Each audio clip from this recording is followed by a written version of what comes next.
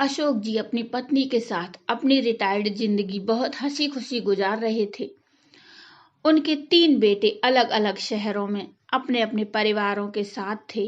उन्होंने नियम बना रखा था, दीपावली पर तीनों बेटे सपरिवार उनके पास आते थे। वो एक सप्ताह कैसे मस्ती में बीत जाता था, कुछ पता ही नहीं चलता था।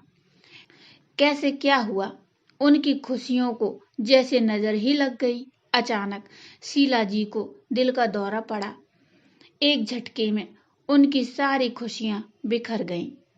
तीनों बेटे दुखद समाचार पाकर दौड़े आए। उनके सब क्रियाकर्म के बाद सब शाम को एकत्रित हो गए। बड़ी बहू ने बात उठाई, बाबूजी, अब आप यहाँ अकेले कैसे रह पाएंगे? आप हमारे साथ चलिए।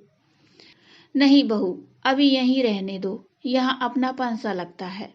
बच्चों को गृहस्थी में कहते कहते वे चुप से हो गए। बड़ा पोता कुछ बोलने को हुआ, उन्होंने हाथ के इशारे से उसे चुप कर दिया। बच्चों, अब तुम लोगों की माँ हम सबको छोड़कर जा चुकी है। उनकी कुछ चीजें हैं, वो तुम लोग आपस में बांट लो। हमसे अब उनकी साज संभाल नहीं हो पाएगी। कहते हुए अलमारी से कुछ निकाल कर लाए। मखमल के थैले में बहुत सुंदर चांदी का श्रृंगारदान था। एक बहुत सुंदर सोने के पट्टे वाली पुरानी रिस्ट वॉच थी। सब इतनी खूबसूरत चीजों पर लपक से पड़े। छोटा बेटा जोश में बोला, अरे ये घड़ी तो अम्मा सरिता को देना चाहती थी। अशोक जी धीरे से बोले, और सब तो मैं तुम लोगों को बराबर से दे ही चुका हूँ। इन 2 चीजों से उन्हें बहुत लगाव था। बेहद चाव से कभी कभी निकाल कर देखती थी, लेकिन अब कैसे उनकी 2 चीजों को तुम तीनों में बांटूं? सब एक दूसरे का मुंह देखने लगे। तभी मंझला बेटा बड़े संकोच से बोला, ये श्रृंगारदान वो मीरा को देने की बात करती थी, पर समस्या तो बनी ही थी। वो मन में सोच रहे थे, बड़ी बहू को क्या दूं?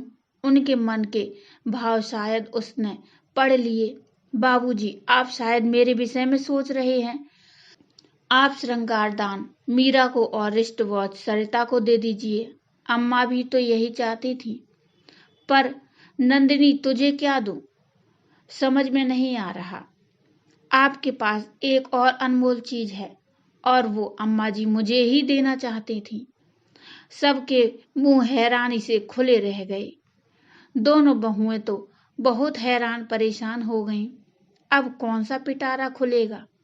सबकी हैरानी और परेशानी को भांप कर बड़ी बहू मुस्कुरा कर बोली, वो सबसे अनमोल तो आप स्वयं हैं बाबूजी। पिछली बार अम्मा जी मुझसे कह रही थी, मेरे बाद बाबूजी की देखभाल तेरे जिम्मे। बस अब आप उनकी इच्छा का पालन करें और हमारे साथ चलें। दोस्तों, इस कहानी में बहुत बड़ी सीख छुपी है।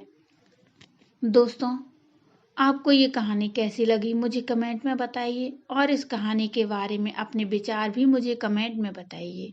कहानी अच्छी लगी हो तो लाइक करिए, चैनल को सब्सक्राइब कर लीजिए। Thank you.